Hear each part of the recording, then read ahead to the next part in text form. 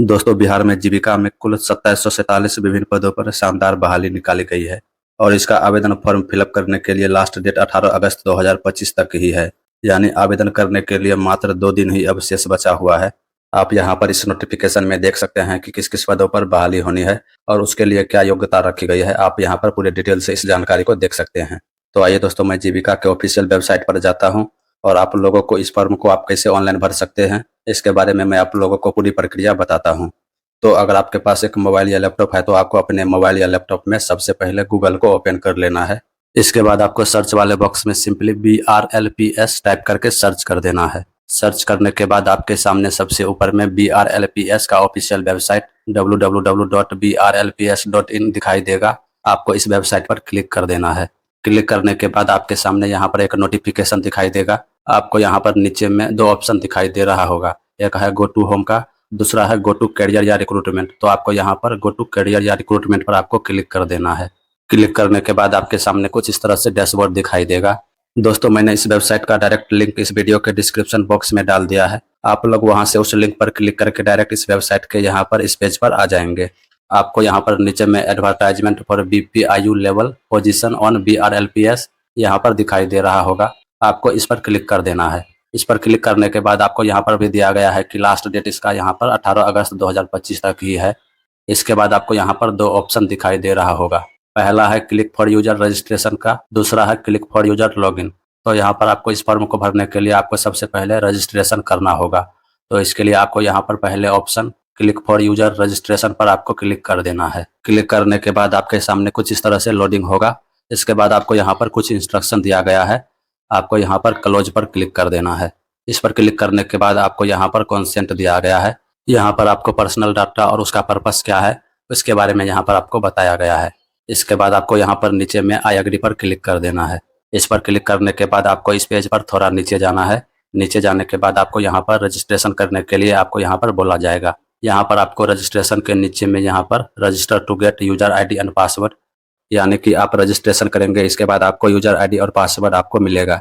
तो आपको यहाँ पर पहले ऑप्शन में कैंडिडेट का यहाँ पर फर्स्ट नेम, मिडिल नेम और लास्ट नेम को डालने के लिए बोला जा रहा है। तो अगर आपका नाम जैसे भूषण कुमार यादव है तो आपको फर्स्ट नेम में भूषण डालना है, मिडिल नेम में कुमार डालना है और लास्ट नेम में यादव डालना है। वहीं अगर आपका नाम सिर्फ भूषण कुमार है तो आपको फर्स्ट नेम में भूषण डालना है, मिडिल नेम को आपको छोड़ देना है और लास्ट नेम में आपको कुमार डालना है। यहाँ पर आपको नोट में बताया गया है कि आपको अपना नाम आपके 10th या मैट्रिक के मार्कशीट पर आपका नाम जैसा होगा आपको उसी प्रकार से अपना नाम डालना है। और आपको अपने नाम के पहले कोई भी सैल्यूटेशन जैसे डॉक्टर, मिस्टर, मिसेज इत्यादि कोई भी सैल्यूटेशन को नहीं आपको डालना है। तो अपना नाम को डालने के बाद आपको यहाँ पर पूछा जा रहा है कि have you ever change name, यानी इसका मतलब है कि आपने अपना नाम को चेंज भी किया है। तो अगर आपने अपने नाम को चेंज नहीं किया है तो आपको यहाँ पर नो वाले विकल्प पर आपको क्लिक कर देना है। इसके बाद आपको यहाँ पर अपना डेट ऑफ बर्थ को डालना है। इसके लिए आपको यहाँ पर कैलेंडर वाले आइकन पर आपको क्लिक करने के बाद आपके सामने कैलेंडर ओपन हो जाएगा। आपको इस कैलेंडर में से आपको अपना डेट ऑफ बर्थ, आपका जो भी डेट ऑफ बर्थ है आपको यहाँ पर उसे सेलेक्ट कर लेना है। डेट ऑफ बर्थ को सेलेक्ट करने के बाद आपका उम्र 25 जुलाई 2025 तक कितना साल हुआ है आपको यहाँ पर देखने को मिल जाएगा। इसके बाद आपको यहाँ पर नीचे में जेंडर में आपका जो भी जेंडर है, मेल या फीमेल, आप यहाँ पर उसे सेलेक्ट कर लेंगे। जेंडर को सेलेक्ट करने के बाद आपको यहाँ पर नीचे में आपको अपना मोबाइल नंबर को डालना है। तो आपको यहाँ पर मोबाइल नंबर वाले बॉक्स में आपको अपना वर्तमान में आप जो भी मोबाइल नंबर को यूज करते हैं आपको उस नंबर को डाल देना है। इसके बाद आपको यहाँ पर कन्फर्म मोबाइल नंबर में आपको फिर से दोबारा वही मोबाइल नंबर को डाल देना है। इसके बाद आपको यहाँ पर ईमेल आईडी वाले बॉक्स में आपको अपना एक वैलिड ईमेल आईडी को डाल देना है। इसके बाद आपको यहाँ पर कन्फर्म ईमेल आईडी वाले बॉक्स में आपको दोबारा से वही ईमेल आईडी को यहाँ पर डाल देना है। यहाँ पर आपको नोट में भी बताया गया है कि आपको अपना एक्टिव मोबाइल नंबर और ईमेल आईडी को डालना है, क्योंकि आपके ईमेल आईडी और मोबाइल नंबर पर आपको अपडेट मिलता रहेगा। तो अपनी सारी जानकारी को डालने के बाद आपको यहाँ पर नीचे में जनरेट OTP पर आपको क्लिक कर देना है। इस पर क्लिक करने के बाद आपके सामने ऊपर में एक बॉक्स में यहाँ पर आपको कैप्चा ऑथेंटिकेशन, यानी आपको यहाँ पर कैप्चा डालने के लिए बोला जाएगा। तो आपके सामने यहाँ पर जो भी कैप्चा दिखाई दे रहा होगा आपको यहाँ पर नीचे वाले बॉक्स में उस कैप्चा को डालकर आपको यहाँ पर सबमिट वाले बटन पर आपको क्लिक कर देना है। सबमिट पर क्लिक करने के बाद आपके ईमेल आईडी पर एक OTP जाएगा। आपको यहाँ पर नोटिफिकेशन में भी बताया गया है। तो आपको यहाँ पर ओके पर क्लिक कर देना है। ओके पर क्लिक करने के बाद आपको अपने जीमेल बॉक्स में आपको अपने ईमेल आईडी को चेक करना है। वहाँ पर आपको एक OTP गया होगा। आपको यहाँ पर इंटर OTP के नीचे इंटर OTP वाले बॉक्स में आपको उस OTP को डालकर नीचे में वैलिडेट OTP वाले ऑप्शन पर आपको क्लिक कर देना है। ओटीपी वैलिडेट होने के बाद आपको यहाँ पर OTP has been validated successfully का मैसेज आएगा। आपको यहाँ पर ओके पर क्लिक कर देना है। ओटीपी वेरीफाई होने के बाद आपको इस पेज पर थोड़ा नीचे जाना है। यहाँ पर आपको डिक्लेरेशन में आपको यहाँ पर नीचे में आई एग्री वाले बॉक्स पर आपको सही टिक करके आपको नीचे में फिर से एक कैप्चा दिया गया है। आपको इस कैप्चा को इस बॉक्स में डालकर आपको नीचे जाना है। नीचे में यहाँ पर आपको दोबारा से वेरीफाई करना होगा। तो आपको यहाँ पर कैंडिडेट फर्स्ट नेम के सामने यहाँ पर आपको चेक बॉक्स पर आपको क्लिक कर देना है। उसी प्रकार से आपको यहाँ पर सभी चेक बॉक्स पर आपको यहाँ पर क्लिक कर देना है। सभी चेक बॉक्स पर क्लिक करने के बाद आपको नीचे में सबमिट वाले बटन पर आपको क्लिक कर देना है। सबमिट पर क्लिक करने के बाद आपके सामने यहाँ पर मैसेज दिखाई देगा। तो आपको यहाँ पर ओके पर क्लिक कर देना है। ओके पर क्लिक करने के बाद आपका रजिस्ट्रेशन सक्सेसफुल हो गया है और आपको यहाँ पर आपका रजिस्ट्रेशन नंबर भी आपको देखने को मिल जाएगा और आपका रजिस्ट्रेशन नंबर और पासवर्ड आपके ईमेल आईडी पर भी सेंड कर दिया गया है। तो आपको यहाँ पर क्लोज वाले ऑप्शन पर आपको क्लिक कर देना है। क्लोज पर क्लिक करने के बाद आपके सामने यहाँ पर एप्लीकेंट डिटेल दिखाई देगा। यहाँ पर आपने रजिस्ट्रेशन के वक्त जो भी डिटेल दिया है यहाँ पर आपको देखने को मिल जाएगा। इसके बाद आपको यहाँ पर एप्लीकेंट डिटेल के बगल में पोस्ट सिलेक्शन वाले ऑप्शन पर आपको क्लिक कर देना है।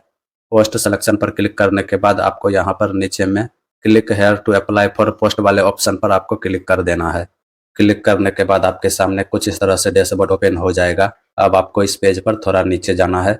नीचे में यहाँ पर आपको 5 स्टेप में इस फॉर्म को फिलअप करना होगा। पहले स्टेप में यहाँ पर आपको अपना पर्सनल डिटेल को डालना है। इसके बाद यहाँ पर दूसरे स्टेप में एडिशनल डिटेल, तीसरे स्टेप में कम्युनिकेशन डिटेल और चौथे स्टेप में यहाँ पर आपको क्वालिफिकेशन एंड एक्सपीरियंस को डालना है और 5वें स्टेप में यहाँ पर आपको अपना डॉक्यूमेंट को अपलोड करना है और पेमेंट को करना होगा। तो आइए मैं आप लोगों को सभी स्टेप में यहाँ पर आपको फॉर्म को फिलअप करके बताता हूँ। तो आपको यहाँ पर पहले स्टेप पर्सनल डिटेल वाले ऑप्शन में यहाँ पर आपको नीचे में कैंडिडेट पर्सनल डिटेल के नीचे यहाँ पर आपका रजिस्ट्रेशन नंबर पहले से फिल रहेगा। इसके बाद यहाँ पर आपका नाम, आपका डेट ऑफ बर्थ, यहाँ पर आपका जेंडर, ये सब आपका पहले से जानकारी फिलअप रहेगा जब आपने रजिस्ट्रेशन किया होगा। इसके बाद आपको यहाँ पर मैरिटल स्टेटस के बारे में यहाँ पर आपको पूछा जाएगा। तो आपको यहाँ पर नीचे वाले बॉक्स पर आपको क्लिक करके आप यहाँ पर मैरिड या अनमैरिड आप जो भी हैं यहाँ पर आप उसे सेलेक्ट कर लेंगे। इसके बाद आपको यहाँ पर फादर्स नेम वाले बॉक्स में यहाँ पर आपको अपने पिता का नाम यहाँ पर आपको डाल देना है। इसके बाद आपको यहाँ पर मदर्स नेम वाले बॉक्स में यहाँ पर आपको अपने माता का नाम आपको डाल देना है। दोस्तों यहाँ पर आप लोगों को सभी जानकारी कैपिटल लेटर में ही भरना है। इसके बाद यहाँ पर आपका मोबाइल नंबर और ईमेल आईडी पहले से फिलअप रहेगा। इसके बाद आपको यहाँ पर नीचे में पोस्ट डिटेल में यहाँ पर आपको पोस्ट कैटेगरी में आपको यहाँ पर ब्लॉक लेवल सेलेक्ट रहेगा। अब आपको यहाँ पर पोस्ट नेम में यहाँ पर आपको पोस्ट नेम वाले बॉक्स पर आपको क्लिक कर देना है। इस पर क्लिक करने के बाद आपके सामने यहाँ पर कई तरह के पोस्ट ओपन हो जाएगा। तो आप इनमें से जिस भी पोस्ट के लिए एलिजिबल हैं आप उसे सेलेक्ट कर लेंगे। आपको सारा डिटेल नोटिफिकेशन में देखने को मिल जाएगा कि कौन से पोस्ट के लिए कितनी योग्यता है। आप नोटिफिकेशन में सारी जानकारी को देख सकते हैं। तो यहाँ पर पोस्ट नेम में सेलेक्ट करने के बाद यहाँ पर पोस्ट कोड ऑटोमेटिक सेलेक्ट हो जाएगा। अब आपको यहाँ पर candidate domicile and category detail के नीचे में यहाँ पर आपको पहले नेशनलिटी में यहाँ पर आपको इंडियन पर यहाँ पर आपको सेलेक्ट कर देना है। इसके बाद यहाँ पर पूछा जा रहा है कि are you domicile of Bihar, तो आपको यहाँ पर यस पर क्लिक कर देना है। इसके बाद आपको यहाँ पर रिजर्वेशन कैटेगरी में आपसे यहाँ पर रिजर्वेशन के बारे में पूछा जा रहा है। तो आपको यहाँ पर रिजर्वेशन कैटेगरी वाले बॉक्स पर आपको क्लिक कर देना है। क्लिक करने के बाद आपके सामने यहाँ पर सभी कैटेगरी का डिटेल ओपन हो जाएगा। तो आप इनमें से जिस भी कैटेगरी से बिलोंग करते हैं आप उस कैटेगरी को सेलेक्ट कर लेंगे। जैसे मैं यहाँ पर बैकवर्ड क्लास यानी बीसी को सेलेक्ट कर लेता हूँ। कैटेगरी को सेलेक्ट करने के बाद आपको यहाँ पर नीचे में एक नोट में कहा गया है आप जिस भी कैटेगरी से बिलोंग करते हैं आपको उस सर्टिफिकेट को देना होगा। तो कैटेगरी को सेलेक्ट करने के बाद आपको थोड़ा नीचे जाना है। नीचे में यहाँ पर आपको कैटेगरी सर्टिफिकेट डिटेल यहाँ पर आपको डालने के लिए बोला जा रहा है।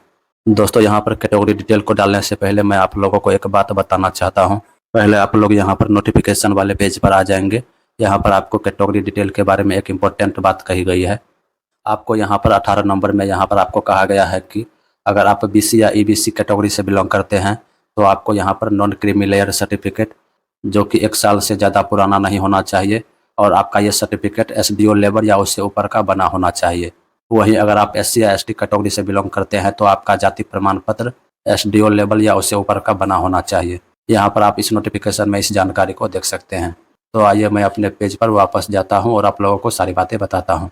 तो जैसे मैंने यहाँ पर बीसी कैटेगरी यानी बैकवर्ड क्लास को सेलेक्ट किया है तो यहाँ पर मुझे एनसीएल सर्टिफिकेट यानी नॉन क्रीमी लेयर सर्टिफिकेट जो कि एसडीओ लेवल या उससे ऊपर का बना होना चाहिए। आपको उसी सर्टिफिकेट के डिटेल को यहाँ पर आपको डालना होगा। तो यहाँ पर आपको कैटेगरी सर्टिफिकेट इशूइंग अथॉरिटी वाले बॉक्स में यहाँ पर आपको एसडीओ लेवल टाइप करके डाल देना है। इसके बाद आपको यहाँ पर कैटेगरी सर्टिफिकेट इशूइंग डेट में आपको यहाँ पर कैलेंडर वाले आइकन पर क्लिक करके आपका सर्टिफिकेट कब बना है आपको उस डेट को यहाँ पर डाल देना है। इसके बाद आपको यहाँ पर कैटेगरी सर्टिफिकेट सीरियल नंबर वाले बॉक्स में आपको सर्टिफिकेट का सीरियल नंबर आपको यहाँ पर डाल देना है। तो कैटेगरी सर्टिफिकेट का डिटेल आपको डालने के बाद आपको नीचे में यहाँ पर डोमिसाइल सर्टिफिकेट डिटेल यानी आपको अपने आवासीय प्रमाण पत्र के डिटेल को भी यहाँ पर आपको डालना होगा।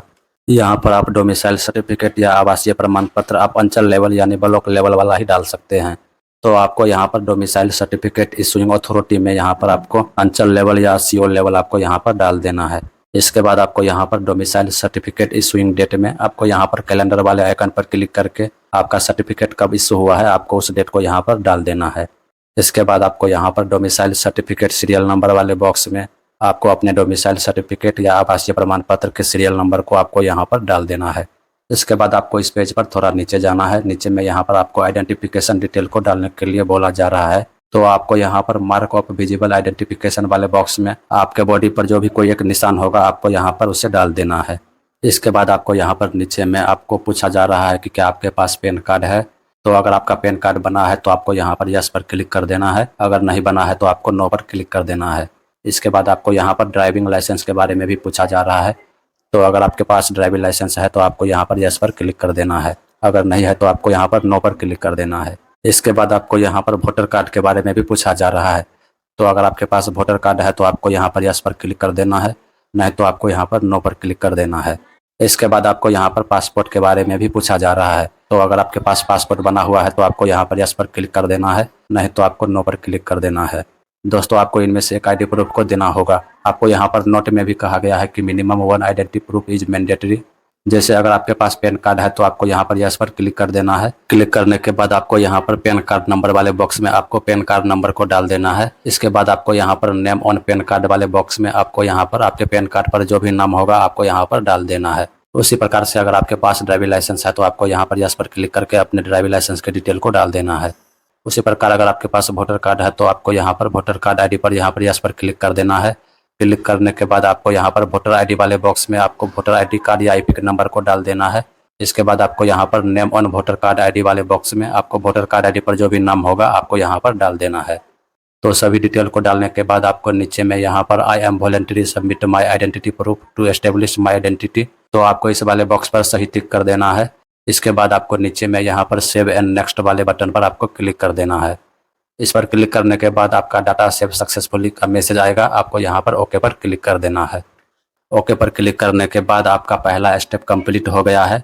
अब आपको दूसरे स्टेप में यहाँ पर एडिशनल डिटेल को आपको डालना है। तो आपको यहाँ पर सबसे पहले यहाँ पर आपको डिसेबिलिटी यानी यहाँ पर आपको दिव्यांगता के बारे में पूछा जा रहा है। तो अगर आप यहाँ पर दिव्यांग हैं तो आप यहाँ पर यस पर क्लिक कर देंगे, अगर आप दिव्यांग नहीं है तो आप यहाँ पर नो पर क्लिक कर देंगे। इसके बाद आपको यहाँ पर फ्रीडम फाइटर पर्सनल डिटेल के बारे में पूछा जा रहा है। तो अगर आप फ्रीडम फाइटर के ग्रैंडसन या ग्रैंड डॉटर हैं तो आप यहाँ पर यस पर क्लिक कर देंगे, नहीं तो आप यहाँ पर नो पर इसे क्लिक कर देंगे। इसके बाद आपको यहाँ पर एक्स सर्विसमैन के बारे में पूछा जा रहा है। तो अगर आप गवर्नमेंट या पीएसयू या बैंक में एक्स सर्विसमैन है तो आप यहाँ पर यस पर क्लिक कर देंगे, अगर आप एक्स सर्विसमैन नहीं है तो आप यहाँ पर नो पर क्लिक कर देंगे। इसके बाद आपको यहाँ पर जीविका एम्प्लॉयमेंट डिटेल यानी आपने जीविका में पहले से काम किया है या कर रहे हैं इसके बारे में पूछा जा रहा है। तो यहाँ पर पहले पूछा जा रहा है कि are you currently working employment of BRLPS। तो अगर आप वर्तमान में जीविका में काम कर रहे हैं तो आप यहाँ पर यस पर क्लिक कर देंगे, अगर आप नहीं कर रहे हैं तो आप यहाँ पर नो पर क्लिक कर देंगे। इसके बाद पूछा जा रहा है कि are you ex employ of BRLPS। तो अगर आप जीविका में पहले एम्प्लॉय थे और अभी छोड़ दिया है तो आप यहाँ पर यस पर क्लिक कर देंगे। वहीं अगर आपने जीविका में पहले से कभी भी काम नहीं किया है तो आपको यहाँ पर नो पर क्लिक कर देना है। इसके बाद तीसरे ऑप्शन में यहाँ पर कहा जा रहा है have you ever been terminated from BRLPS on disciplinary ground, यानी आपको कभी भी टर्मिनेटेड किया गया है BRLPS से, तो यहाँ पर आपको नो पर क्लिक कर देना है। तो सभी डिटेल को भरने के बाद आपको यहाँ पर नीचे में सेव एंड नेक्स्ट वाले बटन पर आपको क्लिक कर देना है। क्लिक करने के बाद आपको यहाँ पर ऊपर में डाटा सेव सक्सेसफुली का मैसेज आएगा, आपको यहाँ पर ओके पर क्लिक कर देना है। ओके पर क्लिक करने के बाद आपका दूसरा स्टेप भी कंप्लीट हो गया है। अब आपको तीसरे स्टेप यहाँ पर कम्युनिकेशन डिटेल में यहाँ पर आपको अपना करस्पॉन्डेंट एड्रेस और परमानेंट एड्रेस को यहाँ पर डालना है। तो अपना एड्रेस को डालने के बाद आपको नीचे में सेव एंड नेक्स्ट वाले बटन पर आपको क्लिक कर देना है। क्लिक करने के बाद आपको यहाँ पर डाटा सेव सक्सेसफुली का मैसेज दिखाई देगा, आपको यहाँ पर ओके पर क्लिक कर देना है। ओके पर क्लिक करने के बाद आपका तीसरा स्टेप भी कंप्लीट हो गया है। अब आपको यहाँ पर चौथे स्टेप में आपको यहाँ पर क्वालिफिकेशन और एक्सपीरियंस को डालना है। तो आपको यहाँ पर पहले क्वालिफिकेशन डिटेल में आपको यहाँ पर मैट्रिकुलेशन यानी 10th के डिटेल को यहाँ पर डालना होगा। तो आपको यहाँ पर नेम ऑफ बोर्ड वाले बॉक्स में आपने 10th की परीक्षा किस बोर्ड से पास की है, आपको उस बोर्ड का नाम यहाँ पर डाल देना है। इसके बाद आपको यहाँ पर स्कूल या इंस्टीट्यूट नेम में आपको यहाँ पर आपने जिस भी स्कूल से 10th की परीक्षा पास की है, आपको उस स्कूल का नाम यहाँ पर डाल देना है। इसके बाद आपको यहाँ पर परसेंटेज ऑफ मार्क या CGPA या ग्रेड में आपको यहाँ पर अगर आपका मार्क परसेंटेज में आया है तो आपको यहाँ पर परसेंटेज को सेलेक्ट कर लेना है। इसके बाद आपको यहाँ पर मार्क ऑफ 10 वाले बॉक्स में आपको 10th में कितना मार्क प्राप्त हुआ है आपको यहाँ पर टाइप करके डाल देना है। इसके बाद आपको यहाँ पर मैक्सिमम मार्क वाले बॉक्स में अगर आपका 500 का एग्जाम हुआ है तो आपको यहाँ पर 500 डाल देना है। इसके बाद आपको यहाँ पर ईयर ऑफ पासिंग वाले बॉक्स में आपने किस वर्ष मैट्रिक की परीक्षा पास की है आपको यहाँ पर डाल देना है। इसके बाद आपको यहाँ पर डिवीजन वाले बॉक्स में आपको सेलेक्ट डिवीजन पर क्लिक करके आपने 10th में कौन सा डिवीजन को प्राप्त किया है, फर्स्ट या सेकंड या थर्ड, आप यहाँ पर डिवीजन को सेलेक्ट कर लेंगे। तो 10th के डिटेल को डालने के बाद आपको यहाँ पर नीचे में इंटरमीडिएट यानी 12th के डिटेल को आपको डालना है। तो आपको यहाँ पर उसी प्रकार से आपको यहाँ पर नेम ऑफ बोर्ड, स्कूल या इंस्टीट्यूट का नाम, subject, percentage of mark, mark of 10 इत्यादि जो भी जानकारी पूछी जा रही है आपको यहाँ पर डाल देना है। 12th के डिटेल को डालने के बाद आपको यहाँ पर पोस्ट स्पेसिफिक क्वालिफिकेशन डिटेल को यहाँ पर डालने के लिए बोला जा रहा है, यानी आपने जीविका में जिस भी पोस्ट के लिए अप्लाई किया है उसमें क्या क्वालिफिकेशन डिग्री है आपको यहाँ पर उस डिग्री का सारा डिटेल आपको यहाँ पर डालना है।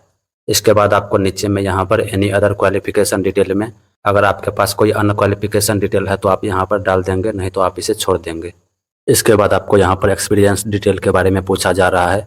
तो अगर आपने पहले से किसी भी संस्था में काम किया है तो आप यहाँ पर अपने एक्सपीरियंस डिटेल को डाल देंगे। वहीं अगर आपके पास एक्सपीरियंस नहीं है तो आप इस बॉक्स को खाली छोड़ देंगे। इसके बाद आपको नीचे में सेव एंड नेक्स्ट वाले बटन पर आपको क्लिक कर देना है। क्लिक करने के बाद आपके सामने ऊपर में डाटा सेव सक्सेसफुली का मैसेज आएगा, तो आपको यहाँ पर ओके पर क्लिक कर देना है। ओके पर क्लिक करने के बाद आपका चौथा स्टेप भी कंप्लीट हो गया है। अब आपको लास्ट स्टेप में यहाँ पर आपको डॉक्यूमेंट अपलोड करना है और आपको पेमेंट करना होगा। तो आपको यहाँ पर डॉक्यूमेंट अपलोड के नीचे में यहाँ पर आपको सबसे पहले आपको यहाँ पर अपना रिसेंट वाला पासपोर्ट साइज फ़ोटो को अपलोड करना है, जिसका साइज आपको 50 KB से 80 KB के बीच होना चाहिए। इसके बाद आपको यहाँ पर अपना सिग्नेचर को अपलोड करना है। सिग्नेचर का साइज भी आपको 50 से 80 KB के बीच में होना चाहिए और यह JPEG या JPG फॉर्मेट में होना चाहिए। इसके बाद आपको अगले डॉक्यूमेंट में यहाँ पर आपको अपने 10th क्लास के सर्टिफिकेट को अपलोड करना है, जिसका साइज 100 KB से 300 KB के बीच होना चाहिए और यह JPEG या JPG या PDF फॉर्मेट में होना चाहिए। इसके बाद आपको 10th का मार्कशीट को भी अपलोड करना है, जिसका साइज 100 से 300 KB के बीच होना चाहिए। इसके बाद आपको यहाँ पर 12th का सर्टिफिकेट, उसके बाद 12th का मार्कशीट, इसके बाद आपको यहाँ पर एडिशनल क्वालिफिकेशन सर्टिफिकेट में अगर आपने एडिशनल क्वालिफिकेशन को दिया होगा तो आप यहाँ पर उसके सर्टिफिकेट को अपलोड करेंगे। वहीं अगर आपने एडिशनल क्वालिफिकेशन को नहीं दिया होगा तो आप यहाँ पर उसको खाली छोड़ देंगे। इसके बाद आपको यहाँ पर स्टेट डोमिसाइल सर्टिफिकेट में यहाँ पर आपको अपने निवास प्रमाण पत्र को अपलोड कर देना है। इसके बाद आपको यहाँ पर पोस्ट स्पेसिफिक क्वालिफिकेशन सर्टिफिकेट में यहाँ पर आपको अपने सर्टिफिकेट को यहाँ पर आपको अपलोड कर देना है। इसके बाद आपको यहाँ पर पोस्ट स्पेसिफिक क्वालिफिकेशन मार्कशीट को भी अपलोड कर देना है। इसके बाद आपको यहाँ पर कास्ट सर्टिफिकेट को अपलोड करना है। इसके बाद आपको यहाँ पर अपने वोटर कार्ड दिया होगा या पैन कार्ड, आपने जो भी डॉक्यूमेंट दिया होगा आपको यहाँ पर उसे अपलोड कर देना है। इसके बाद आपको अदर रेलिवेंट डॉक्यूमेंट में अगर आप कोई अन्य डॉक्यूमेंट को अपलोड करना चाहते हैं तो आप यहाँ पर उसे अपलोड कर देंगे, नहीं तो आप इसे खाली छोड़ देंगे। दोस्तों, जैसा कि मैंने सभी डॉक्यूमेंट को अपलोड कर दिया है, इसके बाद आपको इस पेज पर थोड़ा नीचे जाना है। नीचे में यहाँ पर आपको पेमेंट डिटेल में आपको यहाँ पर कितना पेमेंट करना है, जैसे मुझे यहाँ पर 800 रुपया पेमेंट करना है। इसके बाद आपको नीचे में पेमेंट मोड में आपको चूज योर पेमेंट मोड में यहाँ पर आपको ऑनलाइन पर क्लिक कर देना है। क्लिक करने के बाद आपको यहाँ पर डिक्लेरेशन में आपको यहाँ पर जो भी यहाँ पर चेक बॉक्स है आपको यहाँ पर सभी बॉक्स पर सही टिक कर देना है। इसके बाद आपको नीचे में जो भी कैप्चा दिखाई दे रहा है आपको इस बॉक्स में उस कैप्चा को डालकर आपको नीचे में प्रीव्यू वाले ऑप्शन पर आपको क्लिक कर देना है। प्रीव्यू पर क्लिक करने के बाद आपके सामने आपके एप्लीकेशन का प्रीव्यू दिखाई देगा। आपको यहाँ पर अपने सभी डिटेल को अच्छी तरह से मिला लेना है। अपने सभी जानकारी को मिलाने के बाद आपको सबसे नीचे जाना है। नीचे में यहाँ पर आपको ओके वाले ऑप्शन पर आपको क्लिक कर देना है। ओके पर क्लिक करने के बाद आपको यहाँ पर सबमिट वाले बटन पर क्लिक कर देना है। सबमिट पर क्लिक करने के बाद आपको यहाँ पर पेमेंट करने के लिए पेज ओपन हो जाएगा। आपको यहाँ पर net banking, debit card, credit card या UPI का ऑप्शन दिया गया है। आप किसी भी ऑप्शन से पेमेंट कर सकते हैं। जैसे मुझे UPI से पेमेंट करना है तो मैं यहाँ पर UPI को सेलेक्ट कर लेता हूँ। इसके बाद मैं यहाँ पर नीचे में QR कोड को सेलेक्ट करके प्रोसीड नाउ पर क्लिक कर देता हूँ। क्लिक करने के बाद आपके सामने QR कोड ओपन हो जाएगा। अब आपको इस QR कोड को अपने मोबाइल में आप जो भी थर्ड पार्टी UPI एप्लीकेशन को चलाते हैं, चाहे पेफोन या गूगल पे या पेटीएम, आप उस एप्लीकेशन से इस QR कोड को स्कैन करके पेमेंट कर देंगे। पेमेंट कंप्लीट हो जाने के बाद आपको यहाँ पर ऊपर में एक मैसेज में दिखाई देगा, your application form has been submitted successfully, payment is successful. तो आपको यहाँ पर इसे क्लोज कर लेना है।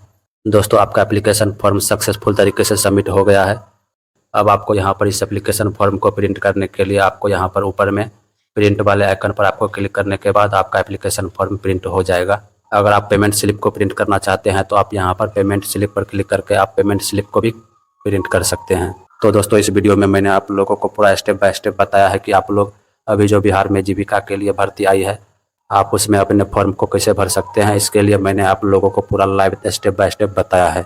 तो अगर आप लोगों को ये वीडियो हेल्पफुल लगा हो तो इस वीडियो को एक लाइक ज़रूर करिए और इस वीडियो को अपने दोस्तों के साथ भी शेयर कर दीजिए, ताकि वह भी इस वीडियो को देखकर खुद से अपने आवेदन फॉर्म को भर सके।